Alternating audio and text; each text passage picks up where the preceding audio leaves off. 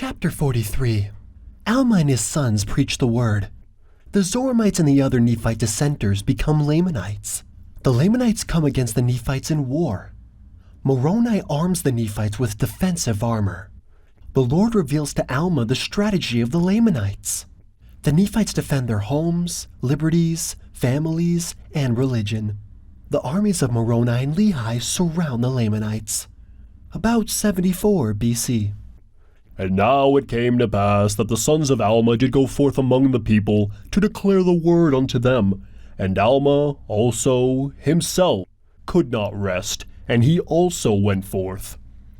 Now we shall say no more concerning their preaching, except that they preached the word and the truth, according to the spirit of prophecy and revelation, and they preached after the holy order of God by which they were called. And now I return to an account of the wars between the Nephites and the Lamanites in the 18th year of the reign of the judges. For behold, it came to pass that the Zoramites became Lamanites. Therefore, in the commencement of the 18th year, the people of the Nephites saw that the Lamanites were coming upon them. Therefore, they made preparations for war. Yea, they gathered together their armies in the land of Jershon. And it came to pass that the Lamanites came with their thousands, and they came into the land of Antionum, which is the land of the Zoramites, and a man by the name of Zarahemnah was their leader. And now as the Amalekites were of a more wicked and murderous disposition than the Lamanites were, in and of themselves, therefore Zarahemnah appointed chief captains over the Lamanites, and they were all Amalekites and Zoramites. Now this he did that he might preserve their hatred towards the Nephites, that he might bring them unto subjection to the accomplishment of his designs. For behold, his designs were to stir up the Lamanites to anger against the Nephites. This he did that he might usurp great power over them, and also that he might gain power over the Nephites by bringing them into bondage. And now the design of the Nephites was to support their lands and their houses and their wives and their children, that they might preserve them from the hands of their enemies, and also that they might preserve their rights and their privileges, yea, and also their liberty, that they might worship God according to their desires. For they knew that if they should fall into the hands of the Lamanites, that whosoever should worship God in spirit and in truth, the true and the living God, the Lamanites would destroy. Yea, and they also knew the extreme hatred of the Lamanites towards their brethren, who were the people of Anti-Nephi-Lehi, who were called the people of Ammon. And they would not take up arms, yea, they had entered into a covenant, and they would not break it. Therefore, if they should fall into the hands of the Lamanites, they would be destroyed. And the Nephites would not suffer that they should be destroyed.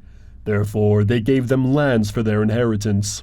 And the people of Ammon did give unto the Nephites a large portion of their substance to support their armies, and thus the Nephites were compelled, alone, to withstand against the Lamanites, who were a compound of Laman and Lemuel, and the sons of Ishmael, and all those who had descended from the Nephites, who were Amalekites and Zoramites, and the descendants of the priests of Noah. Now those descendants were as numerous, nearly, as were the Nephites, and thus the Nephites were obliged to contend with their brethren, even unto bloodshed. And it came to pass, as the armies of the Lamanites had gathered together in the land of Antionum, behold, the armies of the Nephites were prepared to meet them in the land of Jershon. Now the leader of the Nephites, or the man who had been appointed to be the chief captain over the Nephites, now the chief captain took command of all the armies of the Nephites, and his name was Moroni.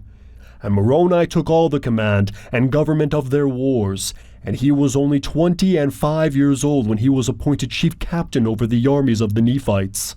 And it came to pass that he met the Lamanites in the borders of Jershon, and his people were armed with swords and with scepters and with all manner of weapons of war. And when the armies of the Lamanites saw that the people of Nephi, or that Moroni, had prepared his people with breastplates and with armed shields, yea, and also shields to defend their heads, and also they were dressed with thick clothing.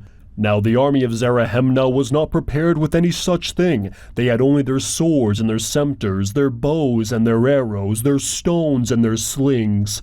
And they were naked, save it were a skin which was girded about their loins. Yea, all were naked, save it were the Zoramites and the Amalekites. But they were not armed with breastplates nor shields. Therefore they were exceedingly afraid of the armies of the Nephites because of their armor, notwithstanding their number being so much greater than the Nephites. Behold, now it came to pass that they durst not come against the Nephites in the borders of Jershon. Therefore they departed out of the land of Antionum into the wilderness, and took their journey round about in the wilderness, away by the head of the river Sidon, that they might come into the land of Manti, and take possession of the land. For they did not suppose that the armies of Moroni would know whither they had gone. But it came to pass, as soon as they had departed into the wilderness, Moroni sent spies into the wilderness to watch their camp. And Moroni, also knowing of the prophecies of Alma, sent certain men unto them, desiring him that he should inquire of the Lord whither the armies of the Nephites should go to defend themselves against the Lamanites. And it came to pass that the word of the Lord came unto Alma, and Alma informed the messengers of Moroni that the armies of the Lamanites were marching round about in the wilderness, that they might come over into the land of Manti, that they might commence an attack upon the weaker part of the people. And those messengers went and delivered the message unto Moroni.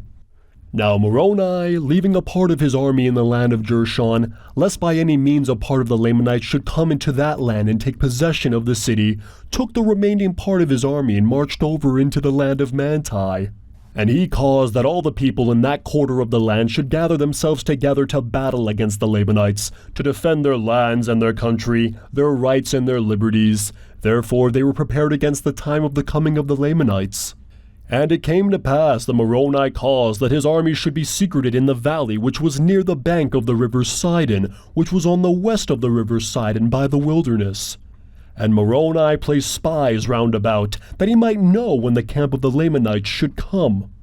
And now, as Moroni knew the intention of the Lamanites, that it was their intention to destroy their brethren, or to subject them and bring them into bondage, that they might establish a kingdom unto themselves over all the land. And he also knowing that it was the only desire of the Nephites to preserve their lands and their liberty and their church, therefore he thought it no sin that he should defend them by stratagem. Therefore he found by his spies which course the Lamanites were to take. Therefore he divided his army and brought a part over into the valley, and concealed them on the east and on the south of the hill Riplah. And the remainder he concealed in the west valley, on the west of the river Sidon, and so down into the borders of the land Manti. And thus having placed his army according to his desire, he was prepared to meet them. And it came to pass that the Lamanites came up on the north of the hill, where a part of the army of Moroni was concealed. And as the Lamanites had passed the hill Riplah, and came into the valley, and began to cross the river Sidon, the army which was concealed on the south of the hill, which was led by a man whose name was Lehi, and he led his army forth and encircled the Lamanites about on the east in their rear. And it came to pass that the Lamanites, when they saw the Nephites coming upon them in their rear, turned them about and began to contend with the army of Lehi. And the work of death commenced on both sides, but it was more dreadful on the part of the Lamanites, for their nakedness was exposed to the heavy blows of the Nephites with their swords and their scepters, which brought death almost at every stroke. While, on the other hand, there was now and then a man fell among the Nephites, by their swords and the loss of blood, they being shielded from the more vital parts of the body, or the more vital parts of the body being shielded from the strokes of the Lamanites, by their breastplates and their arm shields and their head plates. And thus the Nephites did carry on the work of death among the Lamanites. And it came to pass that the Lamanites became frightened, because of the great destruction among them, even until they began to flee towards the river Sidon. And they were pursued by Lehi and his men, and they were driven by Lehi into the waters of Sidon, and they crossed the waters of Sidon, and Lehi retained his armies upon the bank of the river Sidon, that they should not cross. And it came to pass that Moroni and his army met the Lamanites in the valley, on the other side of the river Sidon, and began to fall upon them and to slay them. And the Lamanites did again flee before them, towards the land of Manti, and they were met again by the armies of Moroni.